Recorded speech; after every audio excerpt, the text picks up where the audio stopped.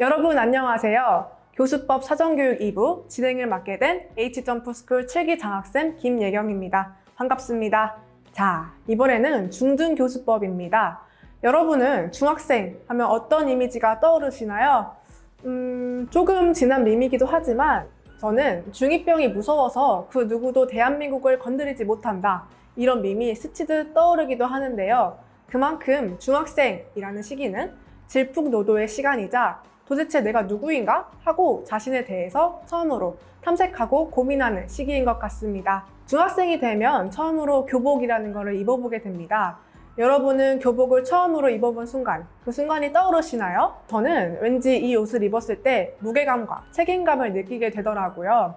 또 학교에 갔는데 우리 반 담임선생님이 남의 반에서 수업을 하고 계시는 게 중학생이 된 저에게는 처음으로 큰 충격으로 다가왔습니다.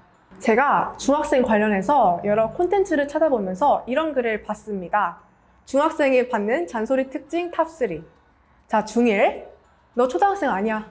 중2, 너 이제 진짜 중학생이야. 중3, 너 내년에 고등학생이야. 이런 말들. 저도 얼핏 부모님께 이런 소리를 들었던 기억이 남는데요. 공감이 가면서 또 웃음이 나더라고요. 그렇다면 이런 잔소리를 듣는 중학생, 도대체 그들은 누구일까요? 자, 그럼 우리 중등교수법 강의를 해주실 김유나 선생님 모셔보도록 하겠습니다.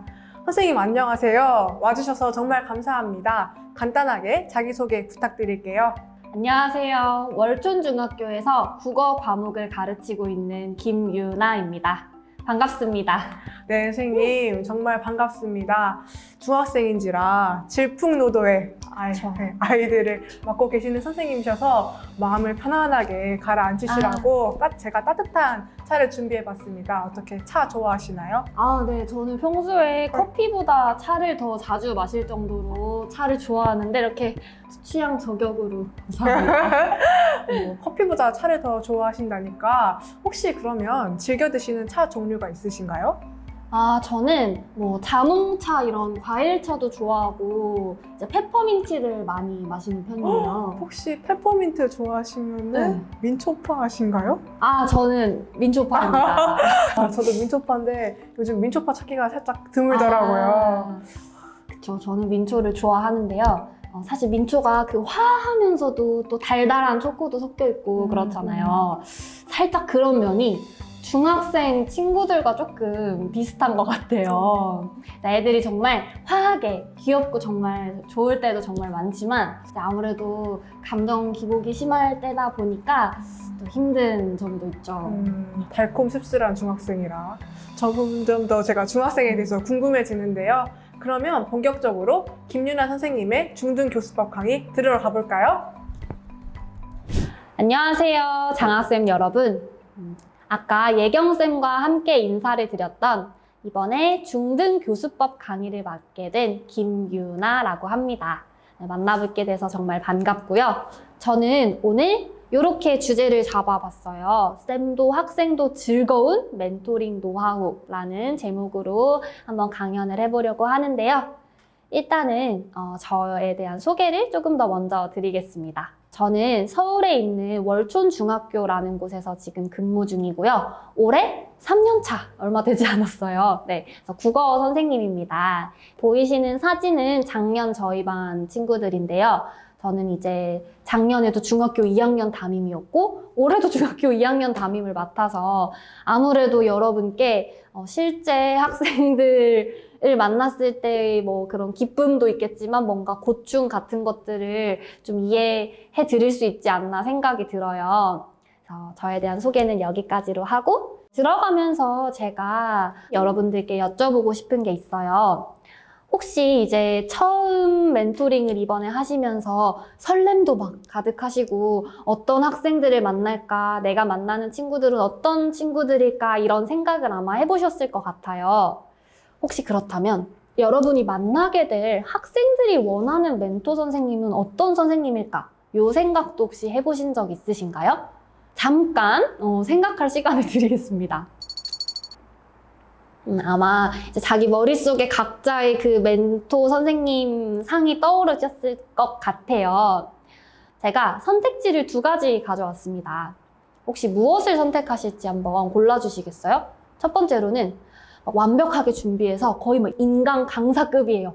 혼자 막 수업을 너무너무 지식 전달을 잘해주시는 그런 멘토링 수업과, 두 번째는 조금 엉성해도 학생들 의견도 물어봐주고 뭔가 같이 그래도 만들어 나가려고 하는 수업. 제가 너무 답정너처럼 제시를 드렸죠? 맞습니다. 저는 개인적으로 두 번째라고 생각을 해요. 그래서 멘토링을 오는 친구들은 완벽하게 수업을 해주고 내 성적을 올려주고 뭐 이렇게까지 기대를 하는 친구들도 있을지 모르겠지만, 근본적으로는 결국은 이제 나한테 관심을 가져주는, 나랑 정말 내가 이미 아직 불안해하는 것들을 미리 겪어본 그런 인생 선배로서 와주는 선생님 그 자체를 정말 좋아하더라고요. 그래서 저는 막 정말 수업 준비나 어떤 이 친구들의 성적 향상을 꼭 시켜줘야 된다, 이런 부담감은 조금 내려놓고 이제 멘토링은 꼭 박수도 마주쳐야 나잖아요. 쌍방향이다 기억을 해주셨으면 좋겠어요. 그래서 나만 잘한다고, 나만 막 열심히 한다고 되는 게 아니라 이 친구들도 그만큼 이 멘토링의 책임을 갖고 해줘야 하는 역할을 해야 한다. 그거를 이제 같이 얘기해 주면서 학생들이 직접 해보고 좀 스스로 익힐 기회를 주어 나가시는, 엉성해도 같이 만들어가는 쌍방향 멘토링을 하셨으면 좋겠어요. 그래서 즐거운 멘토링을 위한 마음가짐. 일단 첫 번째는요. 멘토링에는 정답이 없습니다. 나와 멘티만이 있고요. 내가 어떤 멘티를 원한다고 해서 그 멘티가 되는 것도 아니고 멘티도 마찬가지일 거예요. 그래서 이렇게 만나게 된 그 인연이 소중하다는 마음으로 너무 부담감을 느끼시거나 힘들어 하시기보다는 그냥 이 순간에 충실해서 이제 하셨으면 좋겠고요. 두 번째로 아까 말씀드린 것처럼 멘토링은 쌍방향이다 라는 걸 딱 전제로 깔고 너와 나 함께 책임감을 갖고 노력해야 한다는 점, 요거를 염두에 두고 나중에 멘토링 처음 시작하실 때도 학생들에게 그렇게 얘기해 주시면 좋을 것 같습니다. 이렇게 마음가짐에 대한 이야기를 조금 해봤고요. 이번에는 두근두근 멘토링 첫날 뭘 해야 하지? 막 이렇게 긴장이 되실 텐데요. 첫날에 이것만은 내가 꼭 했으면 좋겠다 하는 걸 제가 조금 두 가지 소개를 드리려고 하는데요. 아까 제가 말씀드렸다시피 학생들이 원하는 거는 꼭 성적 향상에만 있는 건 아닌 것 같아요. 그래서 저는 뭔가 관계성을 잘 쌓는 것도 멘토링에서는 특히 더 중요하다고 생각을 하거든요. 그래서 먼저 마음 열기라는 거에 대해서 하나 소개를 드리고요.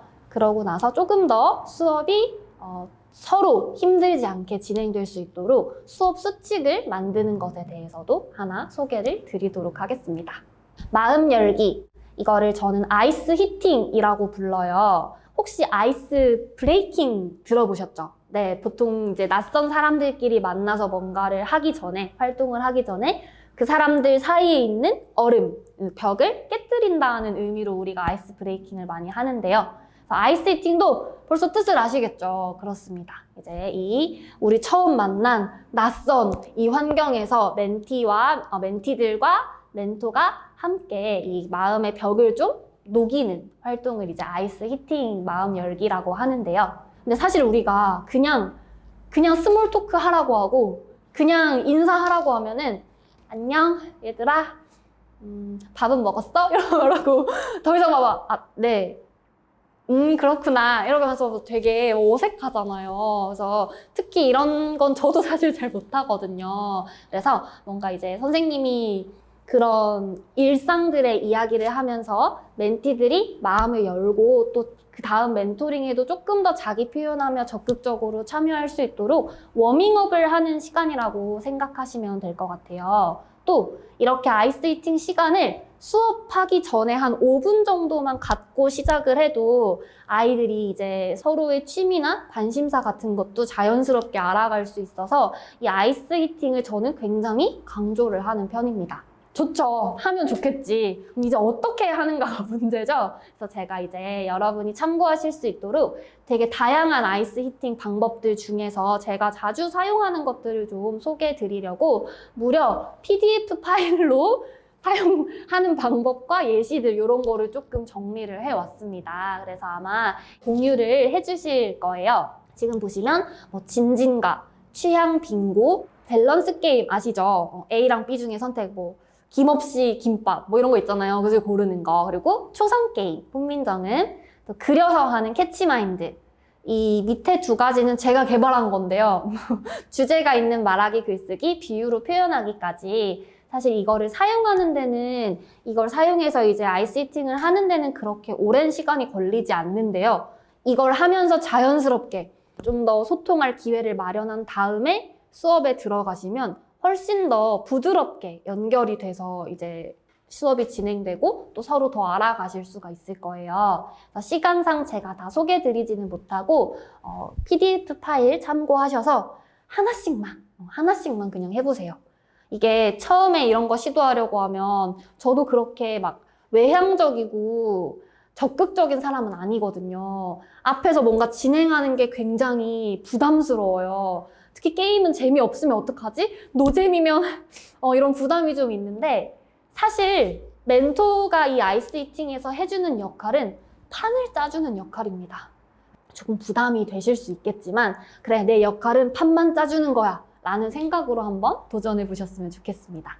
그리고 또 하나 가장 중요한 거는 이 아이스 히팅을 하실 때는요, 꼭 모든 친구들이 참여하고 같이 자기 그 한 것들을 공유하게 해주셔야 돼요. 그래서 몇 명만 하고 넘어가는 게 아니라 조금 시간이 걸릴지언정 우리가 인원이 그렇게 많지는 않으니까 모든 친구들이 한 번씩은 다 해볼 수 있게끔 해야만 그게 또 진정한 의미가 있더라고요.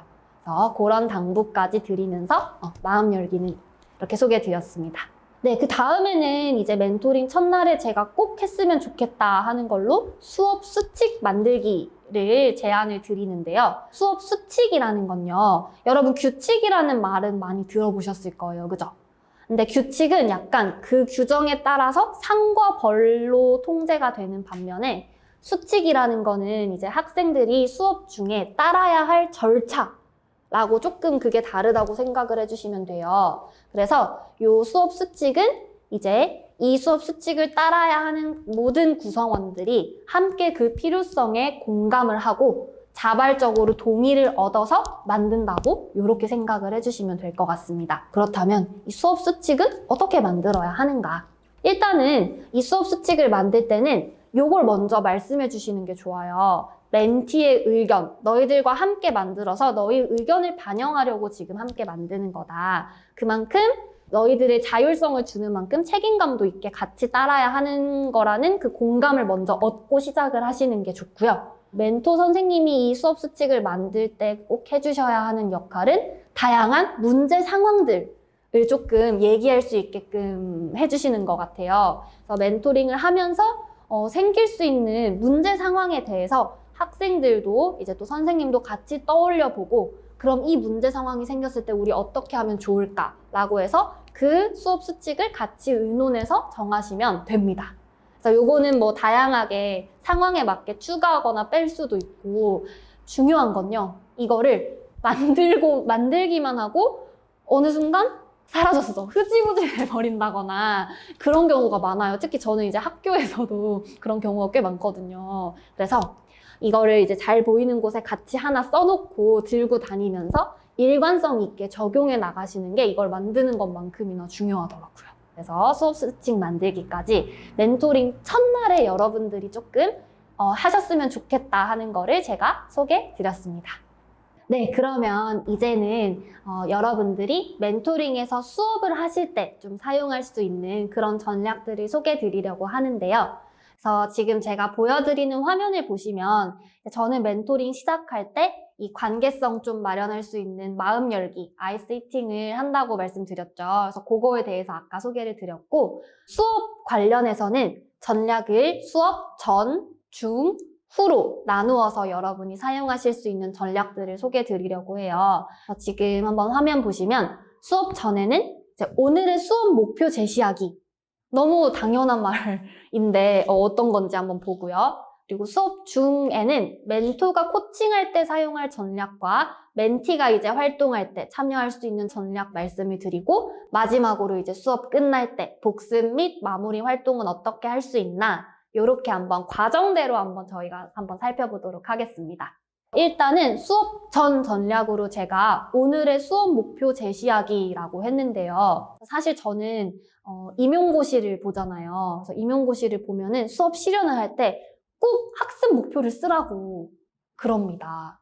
저는 그게 사실 이해가 안 됐거든요. 그 학습 목표 그냥 나와 있는 거 그거 쓰는 게 무슨 의미가 있길래 항상 꼭 빼놓지 말고 하라고 하는 거지?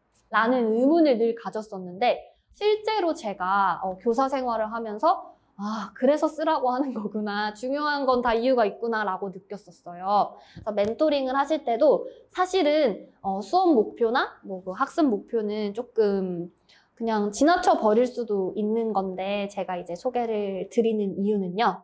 이 멘토링의 시간, 수업 시간이 흘려보내는 시간이 아니라 내가 세운 내 목표를 이루는 시간이 될 수 있게끔 만들어주는 게 바로 수업 목표이기 때문입니다. 그래서 이렇게 수업을 시작할 때 명확한 목표를 정해서 그것에 내가 도달을 했는지 확인하는 것은 굉장히 중요하더라고요. 그래서 어떻게 수업 목표를 제시할 수 있는가 그 방법은요. 목표를 뭐 직접 만드시고 그럴 필요는 없어요. 저희가 사실 사용하고 있는 교재, 뭐 교과서 이런 자료에 나와 있는 학습 목표, 또 오늘 배워야 될 내용 키워드들을 가지고 만드시면 되고요. 그리고 중요한 건 목적어랑 서술어를 포함해서 만들어주시는 거예요. 어쨌든 이 학생이 무엇을 뭐 할 수 있게 되는 게 이 수업의 목표다 보니까 그것이 들어갈 수 있게 포함해서 정확하고 간결하게 만들어주시는 게 좋습니다. 그리고 또 이 목표를 이루기 위해서 오늘 우리는 이런 순서대로 이런 활동들을 할 거야 라고 수업 과정을 짚어주시는 것도 도움이 돼요. 또 이렇게 내가 미리 뭘 할 건지 알면 준비도 되고 또 뭔가 순서를 바꾸거나 학생이 직접 정할 수 있는 게 있다면 스스로 정하는 게 훨씬 책임이 높아지니까 애들이 더 잘 하더라고요. 이렇게 해서 과정을 짚어주시고 그 다음에는 가능하다면 뭐 센터에 있는 화이트보드라던가 아니면은 각자 뭐 애들이 노트를 쓴다면 노트 등에 그 목표를 시각화해서 적어주시는 겁니다. 이렇게 수업 내내 그걸 확인할 수 있도록 시각화해 주시는 것까지 이렇게 해서 수업 목표를 제시하실 수가 있어요. 그래서 간단하지만 지켜볼 수 있는 걸로 수업 전 전략 하나 소개를 드렸고요. 이번에는 성취를 유도하는 수업 중 전략입니다. 제가 이렇게 멘토 코칭과 멘티 학습으로 나누어서 소개를 드리는 이유가 조금 있거든요. 그 이유는요. 공부는 배움과 익힘으로 이루어져 있다고 생각을 해요. 그래서 사실은 공립교사인 저도 그렇고 평소의 수업은 교사가 중심이 돼서 좀 지식을 전달하는 배움에 초점이 맞추어지게 됩니다. 그런데 사실 그 지식이 진짜 내 것이 되려면 그걸 배운 시간만큼 또 자기가 스스로 정리하고 익히는 데에 또 별도로 충분한 시간이 필요하거든요. 근데 사실 이제 공부를 어려워하는 경험이 많이 없는 학생들은 이런 익힘이 익숙하지 않은 경우가 많아요. 어떻게 정리하고 익히는지를 잘 모르고 또 그거를 혼자 이제 해낼 수 있는 힘, 훈련 이런 것들이 좀 부족한 거죠. 그래서 저는 이제 멘토링에서 제가 뭔가를 많이 전달하기보다는 학생들이 이걸 어떻게 정리하고 익혀 나가는지에 대해서 조금 도움을 주고자 하는 편이에요. 그래서 그걸 어떻게 할 수 있는지 좀 공부 방법을 알려주고 또 반복해서 연습을 학생들이 할 수 있도록 하는 전략을 소개해 드리려고 합니다. 이렇게 멘토, 멘티 나눠서요. 먼저 멘토 코칭 전략 3가지. 욕심이 많죠, 제가 3가지나 말씀드리려고 하는데 첫 번째는요. 보시는 대로 실생활과 연결하기인데요. 이것만 보면 감이 안 오실 것 같아요. 밑에 한번 읽어보시면 일단 첫 번째로 이렇게 할 수 있는 방법은 공감을 통해서 학습 내용에 대한 동기부여하기라고 소개가 되어 있죠. 학생들이 배울 내용에 동기부여가 되려면 이래서 필요하네? 이래서 내가 배워야 하네? 배워볼만 하겠는데? 나한테 쓸모가 있겠는데? 라는 이 공감이 돼야만 사실 이게 내 삶 속에서 진짜 필요하다 생각하고 배우고 싶어진다고 생각이 들어요. 그래서 그걸 위해서 할 수 있는 방법이 내가 오늘 배울 내용을 최대한 학생들이 지금 살고 있는 이 현실 속 경험과 연결을 지어주는 거예요. 이게 근데 질문으로 되게 손쉽게 가능하거든요. 예를 한번 들어보면요. 제가 국어교사잖아요. 그래서 재작년에 택배 산업에 관한 논설문 수업 공부를 같이 해야 할 때가 있었어요. 근데 그 내용이 이제 우리나라는 진짜 빠르잖아요. 막 거의 뭐 그 택배 시키시면 며칠 만에 오시죠? 그쵸. 3일 만에 오고 쿠팡 와우 써요 막 이러면서 애들이 막 얘기해요. 그런데 그렇게 빨리 올 수 있는 우리나라의 그 택배 산업 이면에는 이제 택배를 하시는 이 노동자분들의 희생과 뭐 불합리한 이런 것들이 있다. 요걸 이제 되게 비판하는 내용의 논설문이었는데요. 제가 별로 경험이 없으니까 이거를 바로 자, 이제 우리 이 논설문 배울 거야. 한번 읽어보자. 하니까 그날 수업에서 학생들이 정말 3분의 2 이상이 자더라고요. 제가 그래서 이대로는 안 되겠다라고 생각을 하고 참 생각해보면 택배는 애들도 다 시켜봤을 거고 현실과 너무 밀접한 소재인데 그래서 제가 다음 수업에 다른 반 들어갔을 때는 너네 택배 시켜봤니? 그런 경험 있니? 물으면 이제 자기 경험들을 막 얘기를 해요. 보통 평균 며칠 정도 걸려? 뭐 가장 오래 걸린 택배는 며칠이야? 이렇게 물어보면 막 시끌시끌 자기들 경험을 막 얘기하면서 그러는데 그렇다면 우리 이렇게 택배를 빨리 받는 게 과연 문제가 없는 걸까? 하면서 이제 그 글을 읽으니까 그날은 훨씬 덜 자더라고요. 제가 진짜 깜짝 놀랐습니다. 이 내용에 대해서 너네 어떤 경험이 있는지만 물어봤을 뿐인데 훨씬 더 집중해서 몰입해서 수업을 하는 걸 보고 아 진짜 만약에 어떤 개념을 배운다면 그게 학생들과는 어떻게 연결이 되는지 학생들의 현실과 관련지어서 질문을 하거나 아니면 관련 예시를 들거나 하면 좋겠다 이런 생각을 했습니다. 그래서 여러분도 한번 써먹어 보시면 좋을 것 같고요. 이제 두 번째로 소개드릴 방법 그 밑에 나온 이 학생의 관심사와 연결해서 학습활동 제시하기도 같은 맥락이에요. 그런데 이거는 이제 과제나 해야 될 활동들을 제시할 때 애들이 숙제라고 하면 일단 무조건 덮어놓고 싫어하거든요. 그죠? 저도 그래요. 그래서 뭔가 지금 예시를 보시면 영어 과목 같은 경우에는 오늘 5형식 문장을 배웠다. 그 학생이 평소에 유튜브를 많이 본다. 그러면 이제 그 5형식 문장을 좋아하는 유튜브 하나 보고 써오기. 이런 식으로 뭔가 과제를 구성하면 자기 관심사랑 연결이 된 거니까 학생들이 훨씬 재미있게 할 수가 있더라고요. 또 축구를 막 엄청 좋아해요. 그러면 축구 용어를 영어로 조사해서 문장을 하나 만들어 오기. 뭐 이런 식으로. 또 수학 같은 경우에는 롤을 막 좋아해. 그래서 그러면 너는 롤 캐릭터의 스탯을 능력치를 비교해서 뭐 확률을 배웠다. 승리할 확률을 구하기. 이런 식으로 조금만 학생 관심사나 현실을 얹어서 과제를 제시해 주면은 애들이 굉장히 더 잘 해오는 모습을 보이더라고요. 노력이 많이 필요하긴 해요. 그래서 제가 또 드리는 팁이 요즘 애들은 다 MZ 세대잖아요. 그래서 저희보다 훨씬 SNS에 익숙한 세대라서 배우고 난 다음에 그거를 해시태그를 달아봐라. 해시태그로 5개 표현을 해봐라. 라고만 이렇게 그냥 복습을 하는 게 아니라 해시태그 표현하기라는 활동만 해도 애들이 훨씬 재밌게 또 막 밈을 써가지고 막 재밌게 하잖아요. 그렇게 해서 그 과제를 잘 하더라고요. 이런 식으로 복습할 때 또 해시태그 활용을 해보셔도 좋을 것 같습니다. 그 다음에는 뭐 너무나 다들 강조하실 반복과 피드백 관련해서 저도 짧게 얘기할게요. 일단은 결국은 배운 내용 익힐 시간을 충분히 주기 위해서는 그 학생이 직접 정리도 하고 문제풀이도 해봐야 됩니다. 그죠? 내용을 알아야 재밌고 그 다음 단계 공부를 계속 하고 싶잖아요. 그래서 저는 멘토링 할 때 이러한 정리, 문제풀이, 반복 연습하는 시간을 꼭 줍니다. 또 교재가 다들 있으시다고 하더라고요. 그 교재를 활용하셔서 그런 시간을 줄 때 그렇다면 그때 멘토는 뭘 할 수 있느냐? 저는 이런 역할을 결국은 한다고 생각해요. 학생들이 어떻게 해야 하는지를 잘 모르는 게 많기 때문에 그 시범을 보여주는 역할. 또 그 학생들의 난이도, 수준에 따라서 그 난이도별 문제를 좀 추천해주고 제공해주는 역할. 그리고 학생들이 질문했을 때 바로 옆에서 사실은 그 질문을 받아줄 수 있는 어른들이 있는 아이들이 생각보다 드물어요. 그래서 그럴 때 도와주는 역할. 그래서 이 정도만 이렇게 하셔도 충분히 충분하다 이렇게 생각을 하고요. 다음에 이제 피드백 같은 경우에는 다 중요하다고 하지만 정말 그렇더라고요. 자신감을 갖게 해줄 수 있는 제일 큰 원동력이 되어주는 게 교사 피드백이라고 생각을 합니다.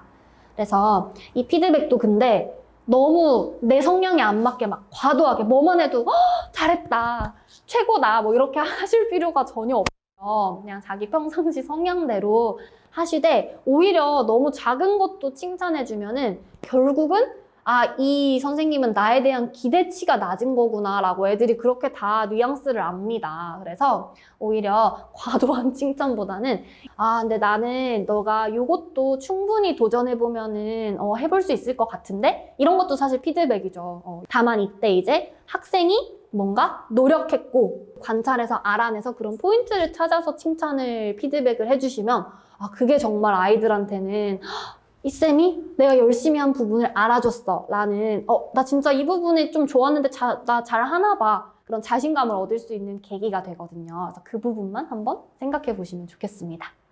그리고 제가 세 번째 적어놓은 저 강화물도 필요하다는 말, 아마 강화물 하시면 여러분 다들 사탕 이런 거 떠올리실 거예요. 그죠? 저도 사탕도 활용을 하기는 하는데요. 여기서 제가 말하는 강화물 보상도 필요하다는 말은 꼭 물질적인 보상일 필요는 없어요. 다만 우리가 보상 없이는 또 동기부여가 잘 안 되기 때문에 예를 들어서 과제를 면제해 준다거나 과제 면제권, 또 수업 10분 일찍 마치기 종료권, 이런 것들이 오히려 되게 물질적 보상보다 여러분 돈 쓰시지 마시고 이런 거 정해서 한번 해보셔도 좋습니다. 보상, 강화에 관련된 내용은 다음 세 번째 전략이랑 연결이 되어 있어요. 세 번째로 제가 말씀드릴 거는 쿠폰 제도인데요. 여러분 혹시 게임 좋아하시나요? 그렇죠. 뭐 롤 이런 거 하시는 분들도 계실 테고, 저는 사실 그렇게까지 게임을 잘하진 못해서 그래도 항상 뭐 되게 카카오 게임즈에서 우리 하는 단순 게임들 있잖아요. 그런 건 제가 또 좋아하거든요. 그래서 보통 게임을 우리가 하는 이유는 이 게임은 항상 스테이지가 있죠. 이 스테이지를 깨면 내가 어떤 보상을 받고 다음 라운드로 넘어가고 레벨업하는 그런 즉각적인 보상을 받거든요. 우리가 이 게임을 하면. 과연 점수가 나오지 않고 보상이 나오지 않으면 게임 하시겠습니까?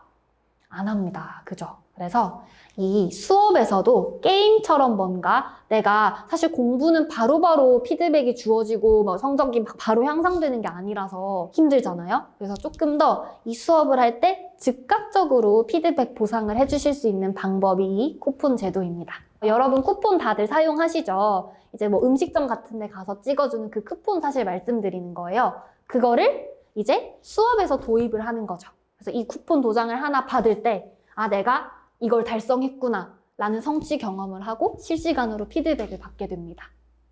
그래서 이거를 운영하는 팁을 제가 조금 소개를 드릴게요. 일단 첫 번째로는요, 분야를 조금 나눠서 운영하시는 것도 좋아요. 예를 들어서 뭔가 오늘 수업 내용 정리를 해냈다, 잘 해냈다 했을 때 정리 쿠폰, 내가 오늘 친구를 뭘 도와줬다, 같이 협업해서 문제 풀었다, 협업 쿠폰, 과제를 했다, 과제 쿠폰처럼 이렇게 분야를 나눠서 사용하실 수도 있고요. 그리고 이 쿠폰을 다 모았을 때는 뭔가 큰 보상보다는 오히려 지킬 수 있는 선에서 다 같이 정해서, 예를 들어서 우리 각자 이 분야들 쿠폰 다 모으면 마지막 이 날에 같이 컵라면 끓여 먹자, 수업 20분 일찍 끝내고 한 바퀴 뭐 놀러 가자, 이런 식으로. 그래서 여기 이 쿠폰 제도의 포인트는요, 학습을 지루하게 느끼지 않게끔 좀 게임처럼 달성하는 재미를 줄 수 있게끔 운영을 하는 겁니다.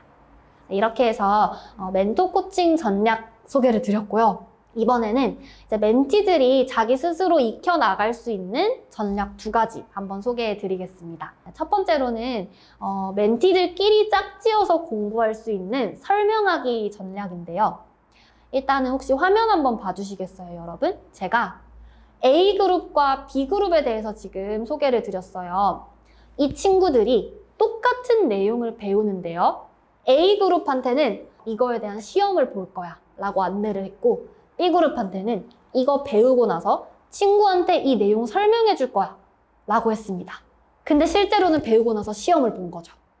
둘 중에 어떤 학생들이 더 시험 성적이 높았을까요, 여러분? 이것도 너무 답정너죠? 그렇습니다. 근데 진짜 B가 더 높았어요. 그냥 설명을 해야 된다는 말만 들었는데도 이 내용을 배운 학생들이 설명하기 위해서 자연스럽게 핵심 키워드들을 찾고 내용의 흐름을 파악하게 된 거죠. 그렇게 또 내가 누군가에게 설명하려면 알아야 되니까 집중해서 듣고 책임감도 가지는 건 덤이었습니다.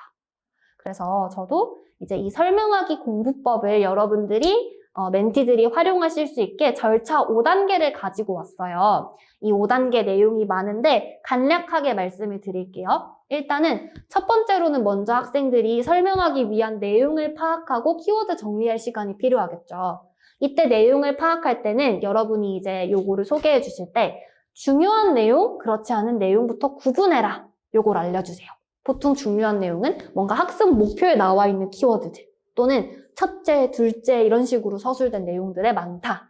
그 다음에 이 키워드를 정리를 하는데 키워드 먼저 적고 그걸 중심으로 보충해 나가는 식으로 먼저 시범을 한번 보여주시고 나중에 최대한 교재는 보지 않고 너희가 정리한 키워드만 보고 참고해서 설명할 거다. 이렇게 안내를 해주세요. 그렇게 하고 이제 세 번째로는 간단히 연습하면서 기억으로 저장하고 이제 실제 상대방에게 설명을 하는데요. 이때는 아까 이제 키워드 중심으로 내용을 구조화해서 정리를 해봤잖아요. 그 흐름대로 학생이 뭔가 구조화해서 설명해 볼 수 있도록. 그러고 나서 이제 마지막으로 확인을 하는데 이때 이제 교재를 보면서 내가 기억하지 못했거나 잘못 가르친 내용이 있지는 않은지 이 들은 학생도 이제 같이 피드백을 주고받으면서 그 내용을 확인하면 확실히 학생들이 그냥 나 혼자 정리하는 것보다 누구에게 설명해주는 경험이 내가 뭘 알고 있고 모르는구나를 확인할 수 있어 굉장히 큰 도움이 됩니다. 그래서 이거 활용 팁도 살짝 소개해드리면 내 친구랑 짝을 지을 때는 성적이 너무 크게 차이 나기보다는 좀 비슷하거나 약간 차이 나는 정도가 좋다고 해요. 그리고 아무리 길어도 충분치 않기 때문에 한 5분에서 10분 정도로 선생님이 딱 정해주시는 게 좋습니다. 네, 그다음 두 번째로는 정리하기인데요. 사실 정리는 다들 뭔지 아실 거예요. 근데 또 공부를 어려워하는 친구들이 제일 어려워하는 게 또 정리거든요. 그래서 이거는 혼자 공부하는 힘을 기를 수 있다는 점에서 여러분들이 알려주시고 연습하실 수 있게 좀 해주시면 좋을 것 같습니다. 지금 제가 효과적 정리법 2가지 가져왔는데요. 코넬노트 정리법, 생성가시 정리법 2가지 한번 소개해 드릴게요. 일단은 코넬노트 정리법은 엄청 유명하신 코넬 대학의 교육학 교수님께서 만드신 정리법이에요. 그래서 저도 이걸로 공부도 해봤고 저 수업 때도 사용을 하는데요. 포인트는 이제 왼쪽에 칸을 2개로 나눠서 한쪽에는 핵심 키워드를 적고 옆에 쪽에는 그 키워드에 대한 내용을 정리하는 거예요. 그래서 이 키워드만 보고 내용을 설명할 수 있는지 내용만 보고 키워드를 찾을 수 있는지 이렇게 이제 구조화해서 정리하는 방법인데 그래서 각각의 제목, 키워드, 내용, 요약 질문에 대한 내용을 여러분이 아마 읽어보시면 될 것 같아요. 그래서 저는 이거를 애들한테 소개해 주니까 잘 활용을 하더라고요. 두 번째로는 요건 제가 만들어낸 거예요. 뭐 있을 수도 있지만 어쨌든 저는 이걸 생성가시 정리법이라고 부르는데요. 지금 제가 보여드리는 화면에서 보시면은 왼쪽 가장 이쪽에 커다란 동그라미가 하나 있죠. 이 동그라미가 바로 이날 배운 이 주제가 됩니다. 이 안에 저는 이때 시의 개념과 요소를 가르쳤었는데 시라고 적었고요.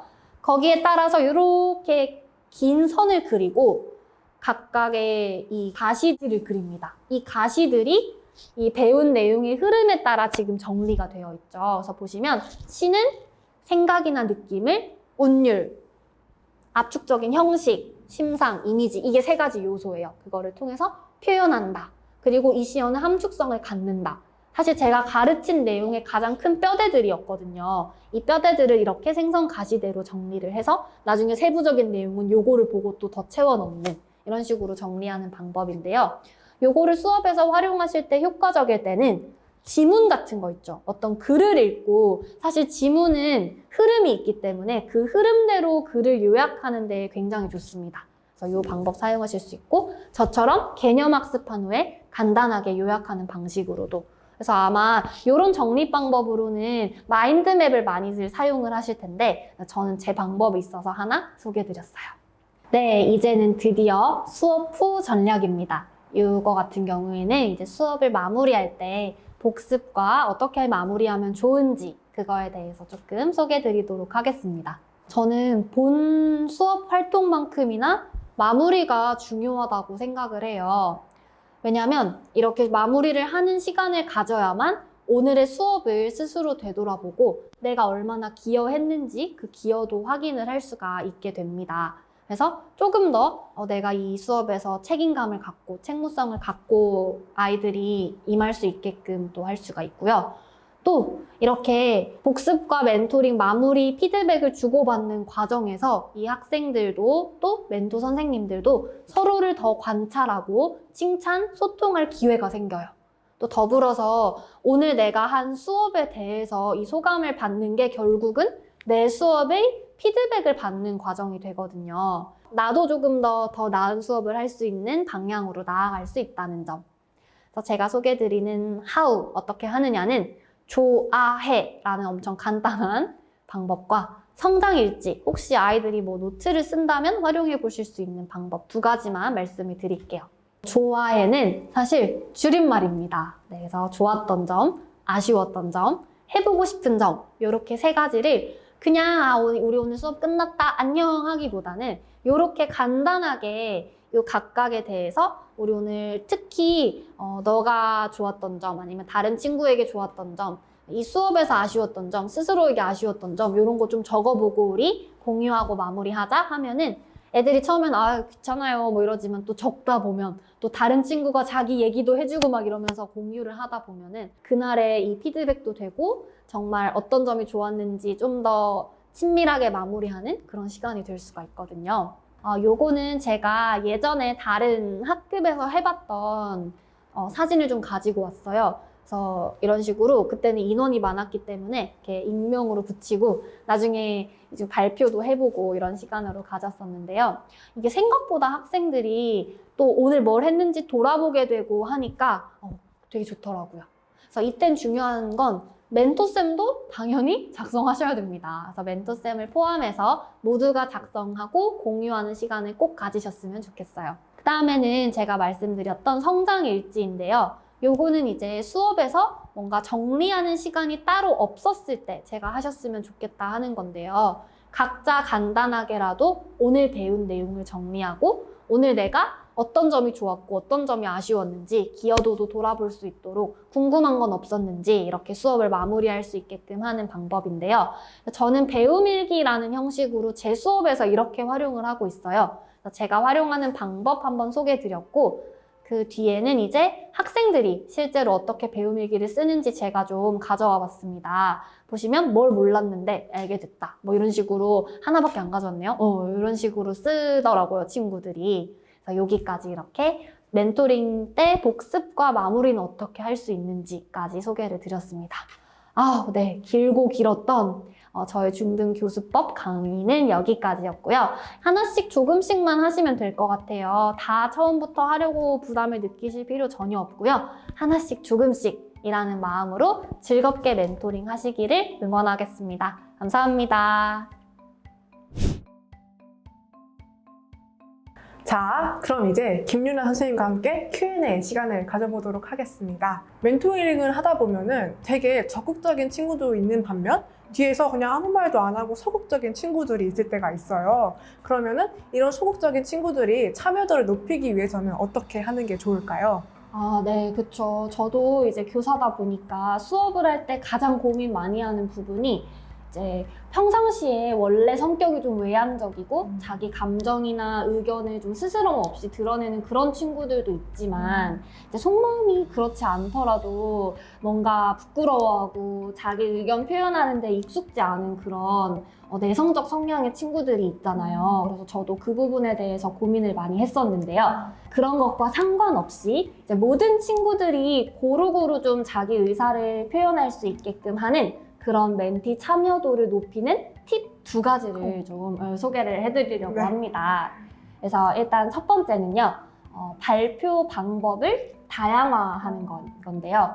아까 말씀드렸다시피 이제 사람마다 편하게 느끼는 표현 방법이 다르다 보니까 이제 말보다는 글로 쓰는 게 더 편한 성향의 친구들이 생각보다 많거든요. 그래서 이제 그 방법으로 제가 활용하는 거는 포스트잇인데요. 포스트잇 뭔지 다들 알고 계시죠? 많이들 사용을 하실 텐데요. 이제 멘토링 같은 경우에는 그렇게 아이들이 많지는 않은 걸로 알고 있어요. 같이 하시는. 그래서 그 친구들한테 뭔가 의견을 묻거나 할 경우가 있을 때 그냥 바로 이거에 대해서 어떻게 생각하는지 누가 말해볼래? 라고 하기보다는 포스트잇을 한 장씩 먼저 나눠줍니다. 그리고 지금 선생님이 얘기한 거에 대한 너의 의견을 한 30초 동안, 1분 동안 우리 먼저 써보자. 그러고 나서 우리 같이 한번 나눠볼 거야.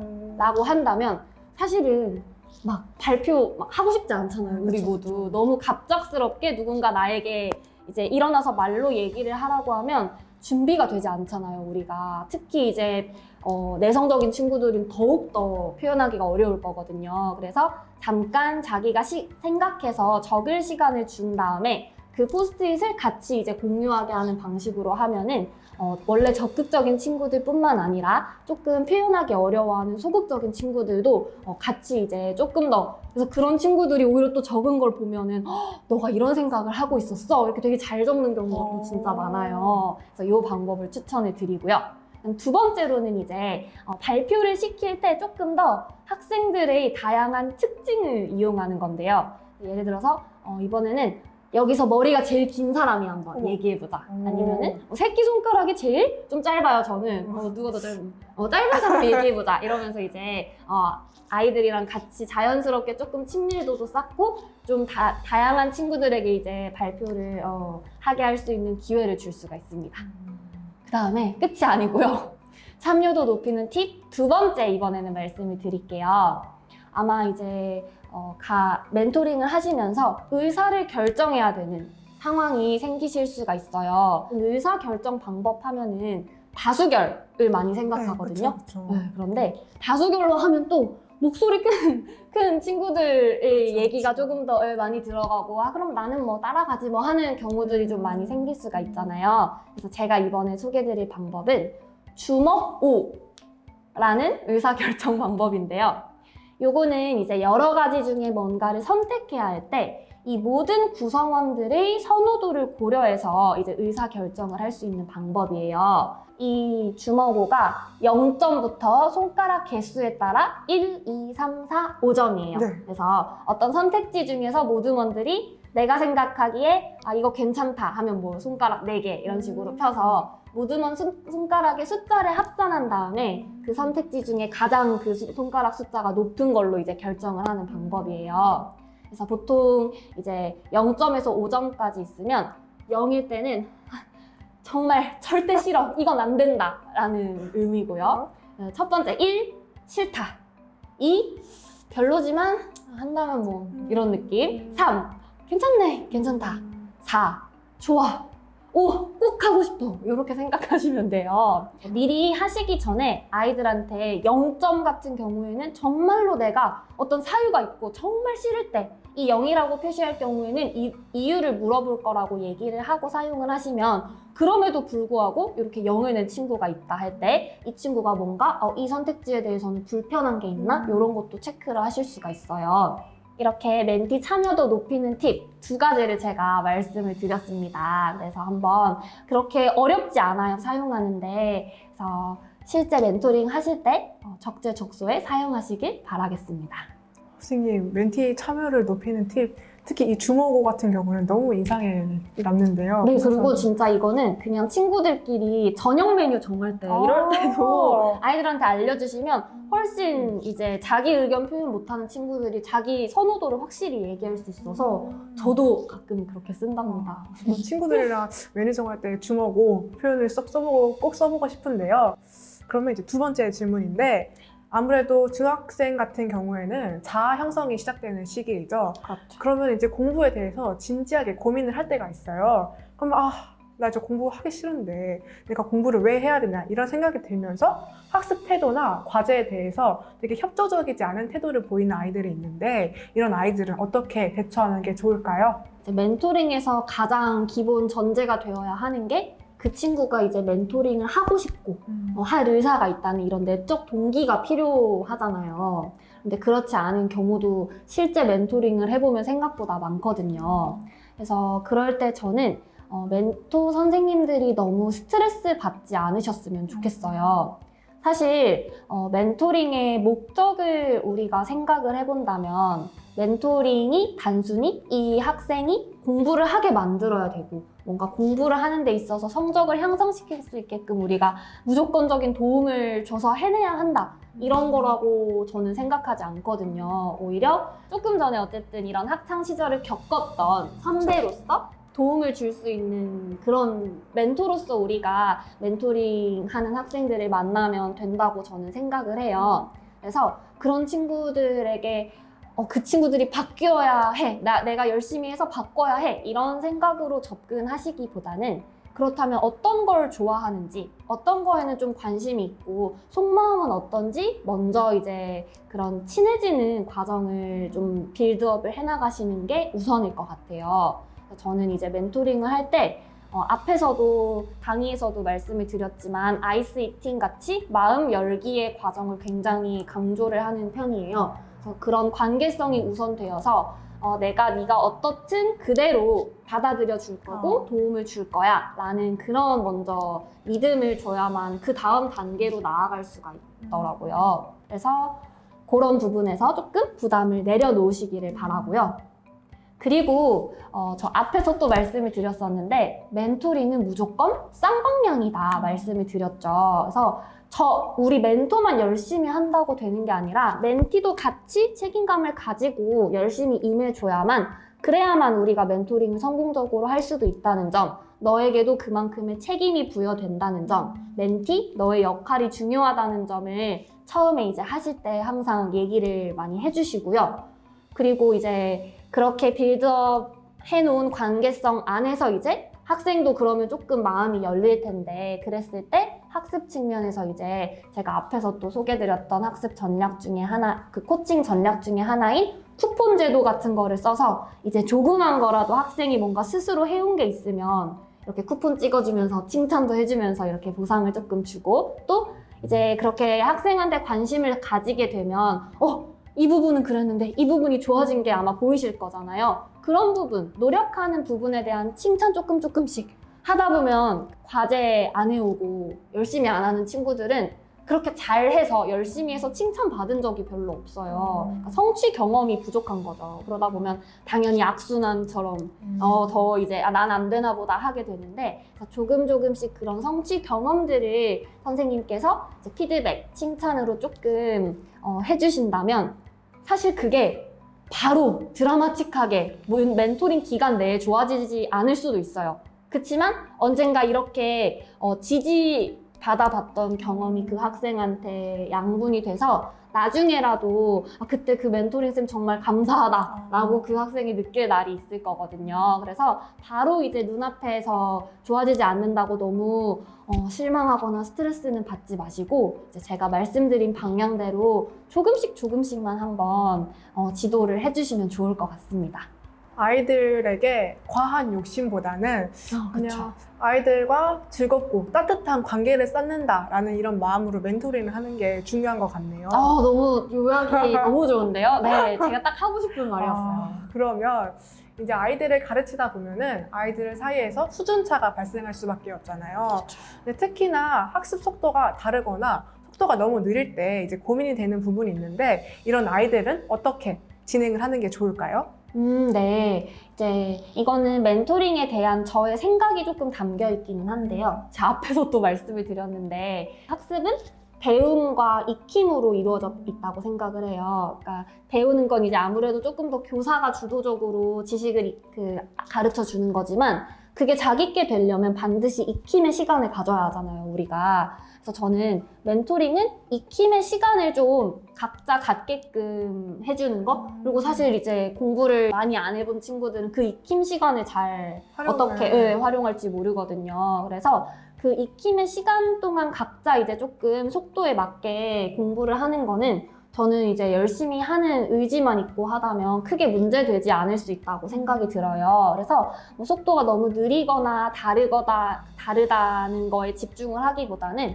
이제 그날의 수업 동안에 학생들마다 이제 자기 스스로 목표를 세워서 그거를 완수할 수 있도록 지식 전달만 하기보다는 그런 익힘의 시간을 각자 속도대로 좀 가질 수 있게 해주면 좋을 것 같아요. 그래도 이제 배울 개념 가르치고 이런 시간은 있을 테니까 그럴 때는 저는 이제 수준차가 많이 나는 친구들로 이루어져 있다면 또래 교수를 좀 활용하기를 추천을 드리고 싶어요. 좀 수준이 높은 친구 같은 경우에는 스스로 가르쳐보고 설명하는 걸로도 또 자기 거 만들고 이렇게 또 공부가 되거든요. 멘토 교사의 입장이 아니라 또 학생의 입장에서 또 그 배우게 된다면 또 다르게 이 배우는 친구한테도 다가올 수가 있어서 제가 앞서서 소개드렸던 설명하기, 학습 전략 이런 것도 사용해 보시고 또는 이제 수학 문제 같은 거는 수준이 조금 다르더라도 협동해서 같이 문제를 풀게 할 수 있잖아요. 그래서 그런 방법들을 조금 활용해 보시면 좋을 것 같습니다.